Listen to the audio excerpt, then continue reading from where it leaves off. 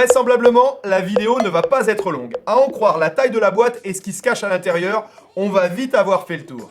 Bienvenue à toutes et à tous sur la chaîne Monsieur Je Sais Tout. On va unboxer et présenter dans cette vidéo l'une des caméras d'action les plus petites au monde, si ce n'est la plus petite, si on oublie les marques bas de gamme et de piètre qualité, parce que celle-ci a été fabriquée par ceux qui sont en passe de devenir les leaders sur le marché des caméras d'action, Insta360 et la nouvelle Go 2. C'est parti!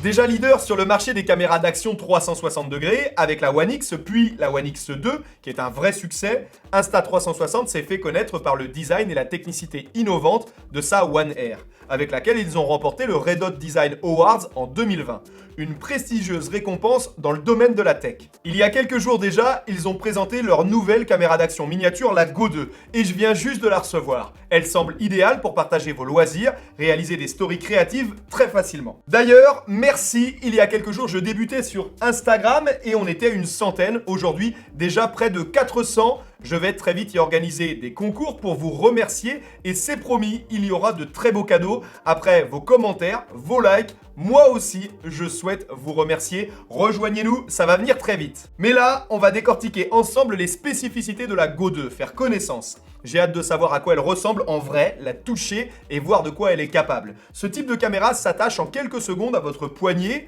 autour de votre cou, à un animal de compagnie. Elle se cache même facilement. Et même sur un drone, la première version avait fait un carton dans le domaine du FPV pour son poids et sa taille. Personnellement, je n'ai jamais eu une plus petite caméra que mes GoPro ou One R et j'ai hâte, je ne vous fais pas plus attendre, on va découvrir ensemble ce qui se cache à l'intérieur. C'est parti!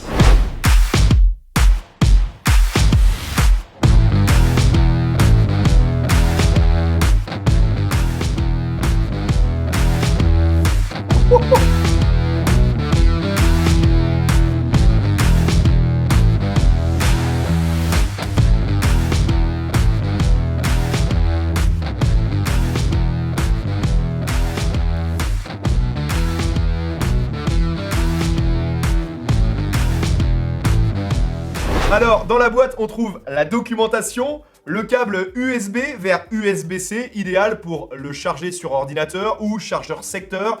Votre chargeur de téléphone fera aussi largement l'affaire.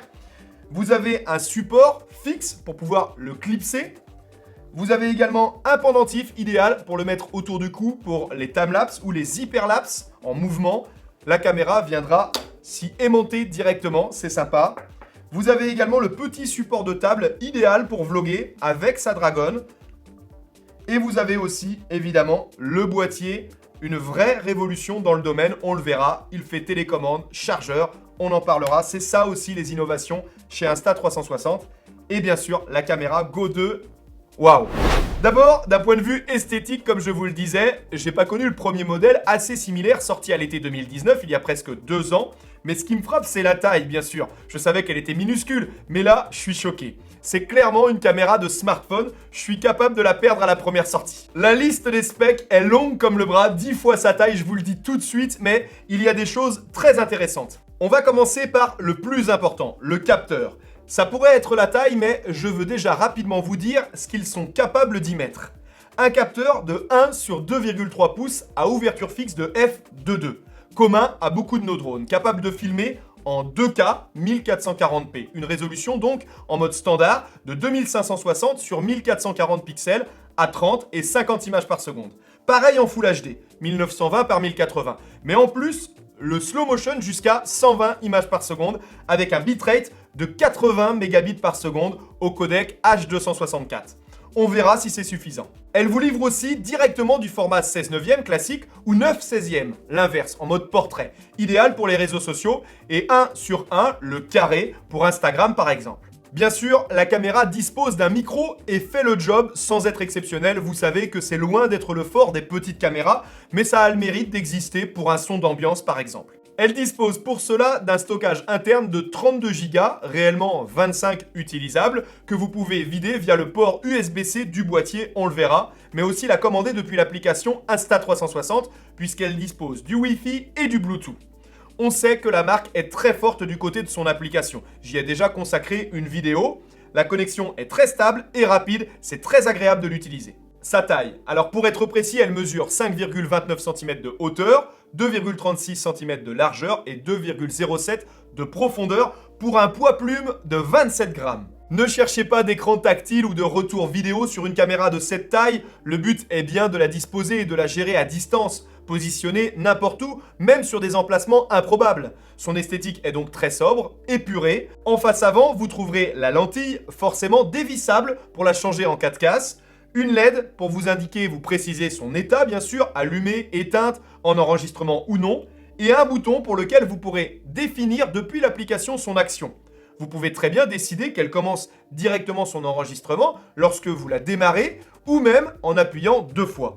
À vous de voir. À l'arrière, on retrouve la connectique, elle est aimantée et on va voir que c'est vraiment idéal pour la fixer un peu n'importe où, ainsi que la sérigraphie avec la marque et le modèle, et quelques informations obligatoires bien sûr. Dans la liste des points positifs de ces spécificités, vous l'avez vu, ils sont nombreux. Pour une si petite caméra, je précise, c'est pas non plus une One Air 1 pouce.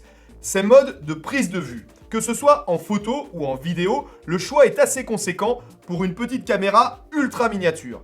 Le mode standard, le mode HDR, je vous l'ai dit, qui ravive les couleurs et exploite la totalité de la plage dynamique du capteur.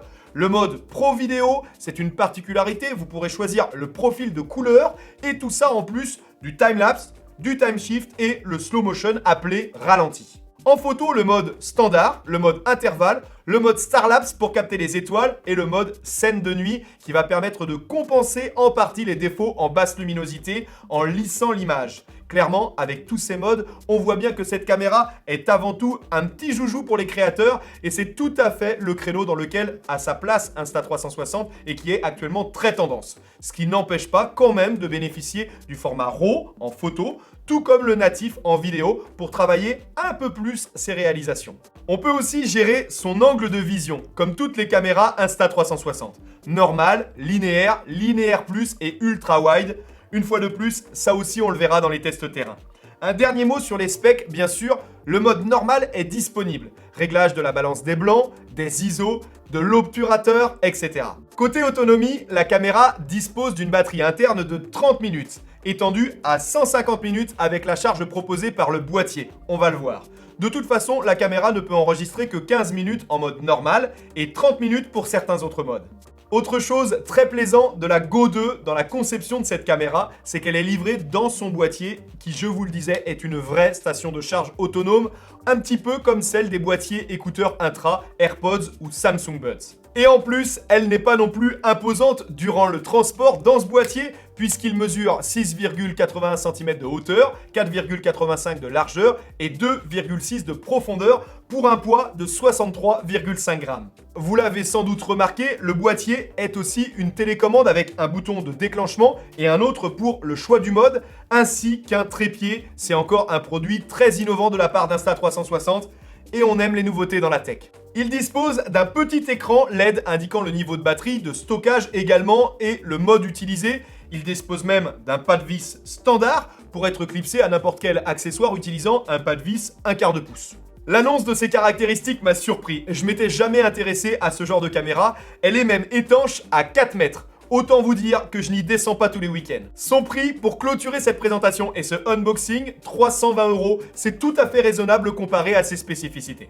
Voilà, j'ai fait le tour du propriétaire de cette petite bête. J'ai vraiment très hâte d'aller l'essayer. C'est promis, on va rapidement savoir de quoi elle est capable, ce qu'elle a dans le ventre. On m'a toujours dit que si un jour on voulait se revoir, il fallait avant tout se quitter. Il est temps maintenant, puissions-nous nous retrouver. À très vite, ciao.